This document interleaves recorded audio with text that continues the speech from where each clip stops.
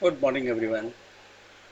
तो सैटरडे का दिन, मार्केट तो बंद है, लेकिन यूँ तो मार्केट बंद है, लेकिन वीकेंड का दिन सबसे ज़्यादा एक्सरसाइज करने का दिन होता है शेयर मार्केट में काम करने वालों के लिए, क्योंकि मार्केट की उथल पुथल से आप बच जाते हो और ठंडे दिमाग से बैठ के एनालाइज करने का आपको मौका मिलता है। तो उसी ठंडे दिमाग वाली एनालिसिस में आज हमने जो एनालिसिस किया है, उसका पहला स्टेप आपके सामने रखते हैं।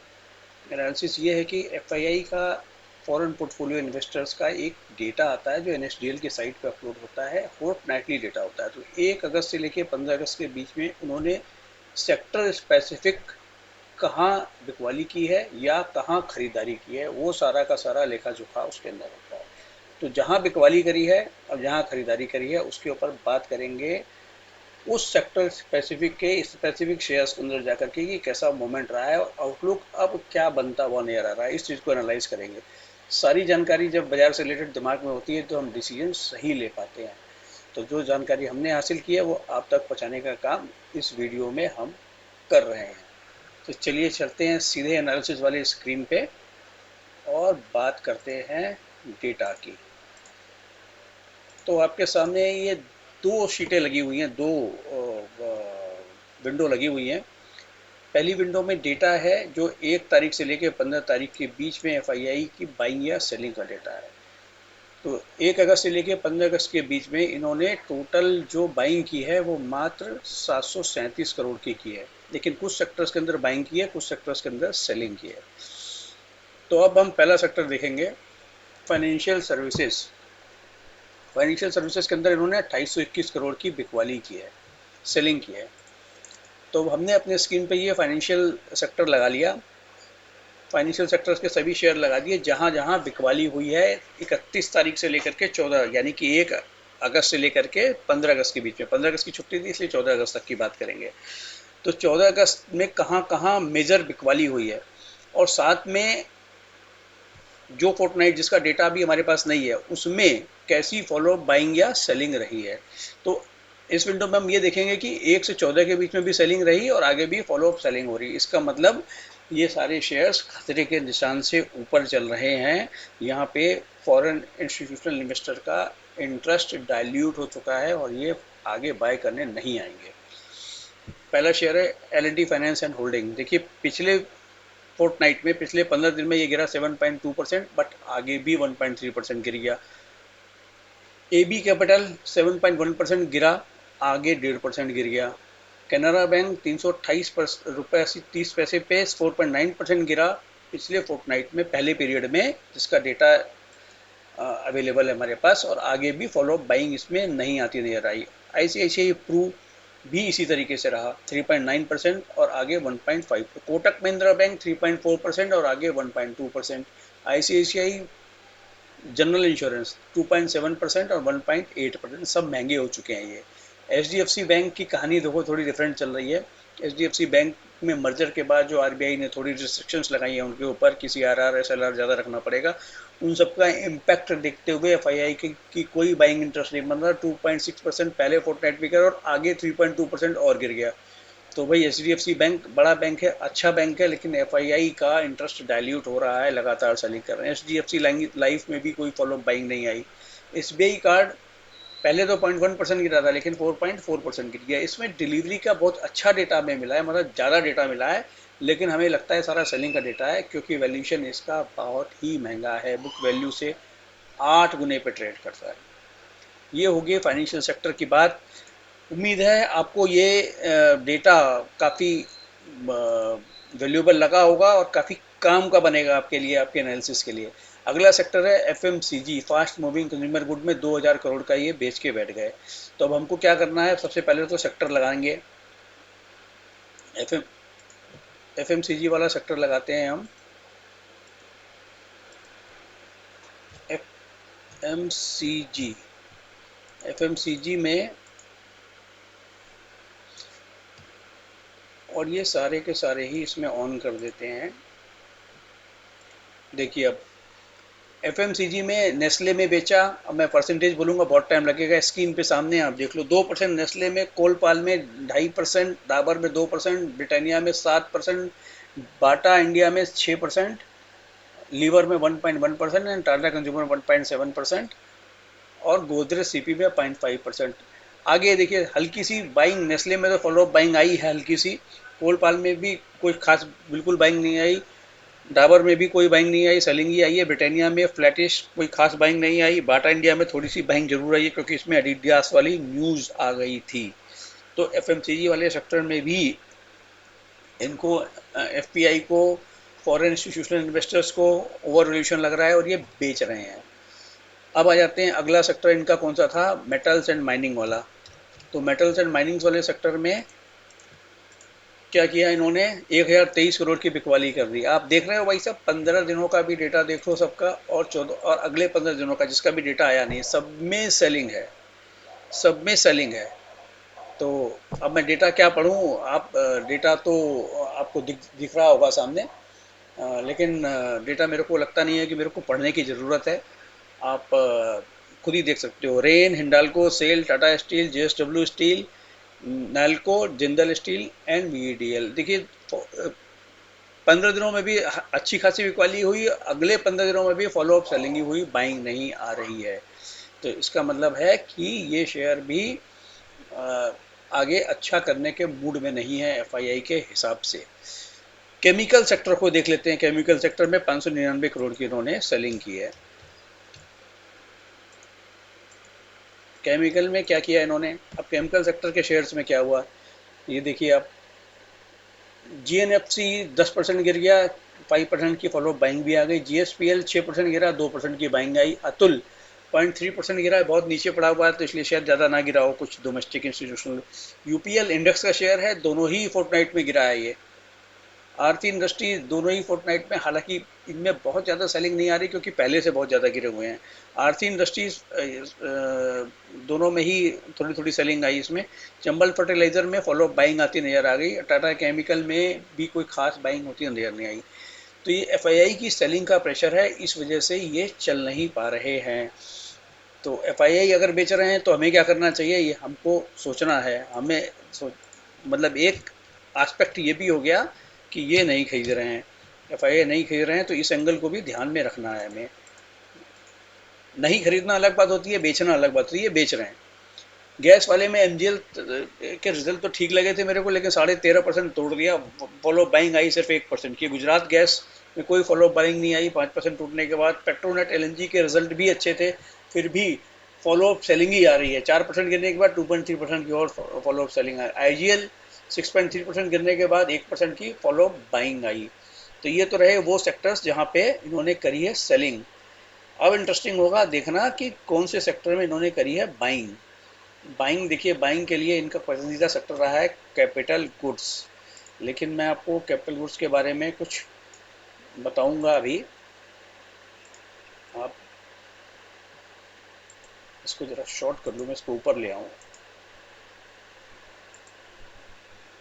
आ जा भाई।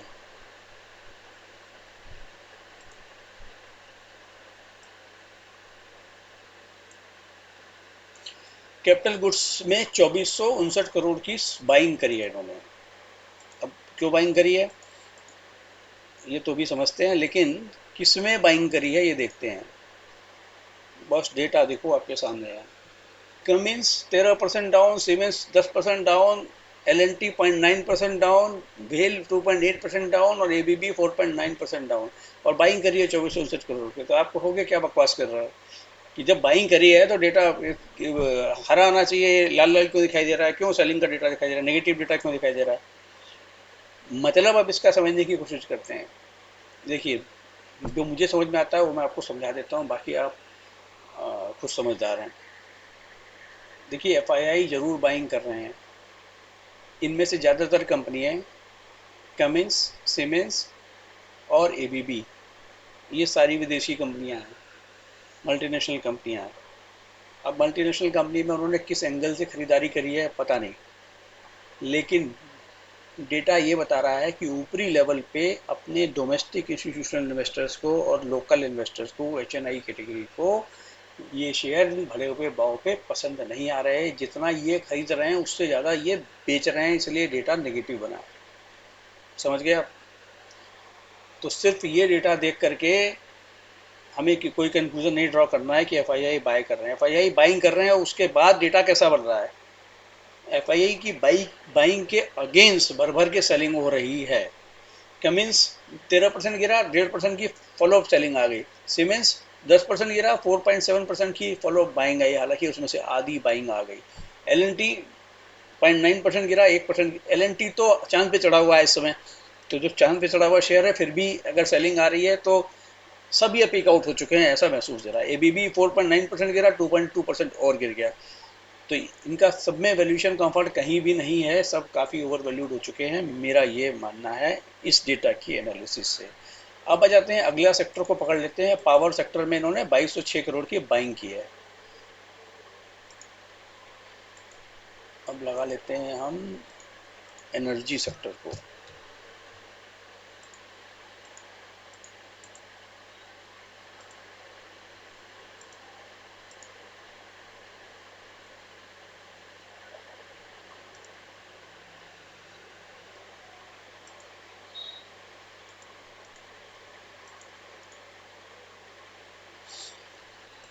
अब एनर्जी सेक्टर में भी देखिए, अगर आप देखा जाए तो क्या किया इन्होंने पहले 15 दिनों में।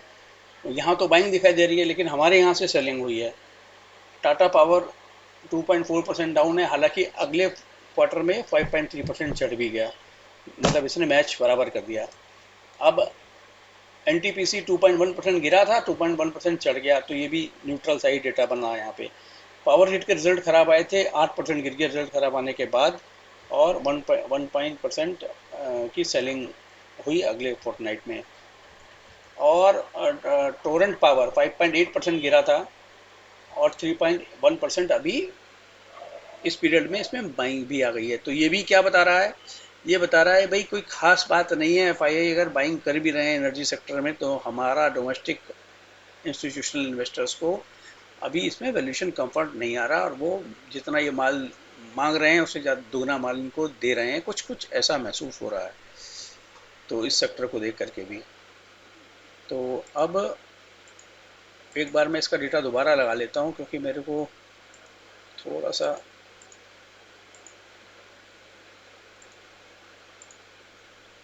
नहीं ठीक लगाया था, ठीक लगाया था डेटा। लॉट वाली कोई बात नहीं, मेरे को लगा था कि शायद वो पॉजिटिव वाली फिगरें हाइड हो रही हैं, लेकिन ऐसा नहीं था, ठीक है। तो पावर और कैपिटल गुड्स के अंदर बावजूद एफआईआई ने बाइंग करी, लेकिन डेटा नेगेटिव बन गया, सेलिंग का डेटा दिख रहा है। तो अब हमको ये देखना है कि वो डोमेस्टिक इंस्टीट्यूशनल इन्वेस्टर्स भी अगर उसमें सेलिंग कर रहे हैं तो कहीं ये पीक आउट तो नहीं हो रहे, बस इतनी सी बात का ध्यान रखना है। अगला सेक्टर है जी हेल्थ केयर। यहाँ पे इन्होंने बाइंग करी है। अब हेल्थ केयर को लगा लेते हैं, हेल्थ केयर में कैसा हुआ काम। हेल्थ केयर के अंदर बाप रे बहुत सारे शेयर हैं, इनका नाम लेने में ही थक जाऊंगा मैं। 1030 करोड़ की इन्होंने बाइंग करी है। तो 1030 करोड़ की जो बाइंग के भी हैं, इसमें सेलिंग के भी हैं। तो खराब डेटा है तो सेलिंग भी आई है, लेकिन हम देख लेते हैं बाइंग कहाँ कहाँ हुई है। बाइंग वालों को लगा लेते हैं ऊपर। देखिए लुपिन, लुपिन में 8.9% का गेन आया है, और फॉलो अप सेलिंग को सिर्फ 0.4% की आई है।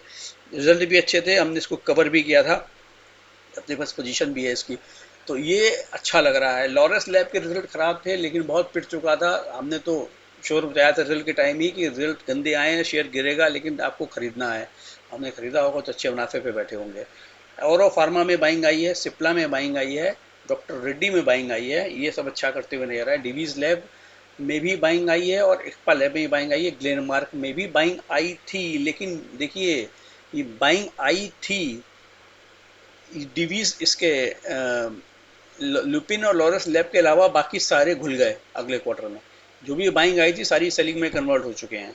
इसका मतलब ये है, या तो इस क्वार्टर में एफआईआई बेचने पे आ गए, इस क्वार्टर में नहीं, सॉरी, इस फोर्टनाइट में, इस 15 दिनों में तो एफआईआई ही बेचने पे आ गए। खरीदा था और आगे बेच दिया, जितना खरीदा था उतना ही बेच दिया। या फिर एफआईआई ने तो एग्रेसिवली बाइंग किया है, क्योंकि एफआईआई की तो आदत होती है वैल्यूएशन को स्ट्रेच करने की, लेकिन उन्होंने बाइंग करी और डीआईआई ने माल बेच दिया अपना। तो इस क्वार्टर में तो फॉलो बाइंग फार्मा में भी नज़र नहीं आ रही है। ये तो बढ़ने वालों की बात हो रही है, जहाँ जहाँ उन्होंने खरीदारी की होगी।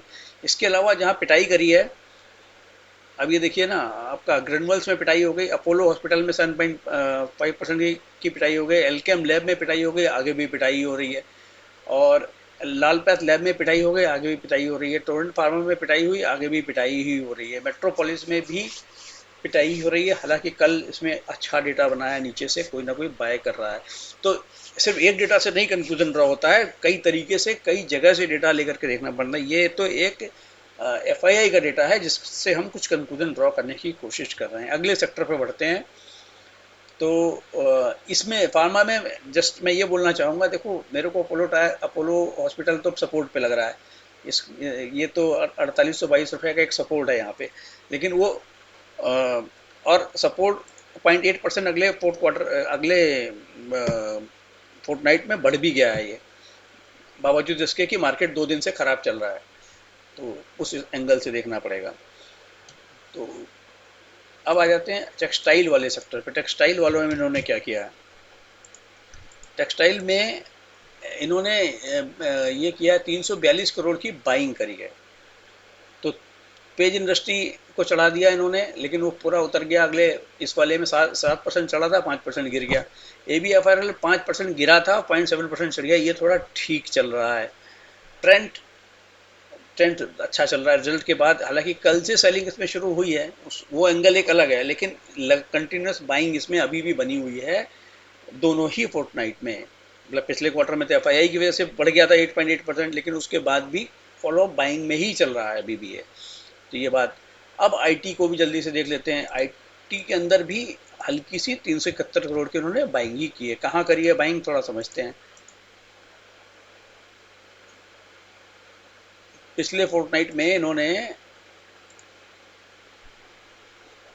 देखिए एक कोफोर्ज में तो देखो, कोफोर्ज में जो 10.8% की जो बाइंग आई है, ये तो इसको तो छोड़ दो। ये तो एक ब्लॉक डील थी, प्रोमोटर ने एग्जिट किया था, उस चक्कर में वो बाइंग आई है। इसको तो छोड़ दो। इसके अलावा कहाँ खरीदा इन्होंने? 8% चढ़ा दिया टेक महिंद्रा को, वाह। LTIM चढ़ा दिया 5%, और LTTS चढ़ा दिया 5%। बिरला सॉफ्ट, बिरला सॉफ्ट देखिए बहुत बढ़िया चल रहा है। बिरला सॉफ्ट में दोनों दोनों ही में ही बाइंग आई है। अब हम इसमें से ये देखेंगे कि पहले फोर्टनाइट में भी बाइंग आई और दूसरे में बाइंग आई, ऐसे कौन से हैं। तो इसमें से ग्रीन कलर को हम कर लेते हैं। ये 4 शेयर है, LTTS, Birla soft, persistent, emphasis, Infosys. Infosys में लगातार बाइंग आ रही है, और FSL। हमने दोनों शेयरों के बारे में बहुत जोर से बोला था कि ये नहीं गिरेंगे। तो मार्केट कहीं भी जाए, ये नहीं गिर रहे हैं, रिजल्ट कैसे भी दें फर्क नहीं पड़ता। तो क्योंकि सब कुछ प्राइस्ड इन है, तो इसमें कुछ फर्क नहीं पड़ता। इन्फोसिस नहीं गिरेगा तो नहीं गिरेगा, चाहे कुछ भी कर लो, ये नहीं गिरेगा। एक आध परसेंट गिर गया, इधर उधर हो गया इंडेक्स को मैनेज करने के चक्कर में, वो उसकी बात मैं नहीं करता, लेकिन ये नहीं गिरेगा बस, और नहीं गिर रहा है। FSL देखिए हमने कवर किया था 2-3 दिन पहले, जब इसका भाव चल रहा था 152-53 रुपये, वहाँ से कूद करके ये अब 168, 12.5% चढ़ गया। डेटा बोल रहा था इसका। तो FII का इंटरेस्ट भी इसके अंदर आता नजर आ रहा है। इन्फॉर्मेशन बस इतनी ही थी जिसकी हमने चर्चा की आपके साथ। और जो है ये कैसी लगी वीडियो आपको, ये सब आपको बताना पड़ेगा कमेंट बॉक्स में। इसका लाभ उठाइए आप, और अपना डिसीजन बनाइए मंडे के लिए कैसे काम करना है।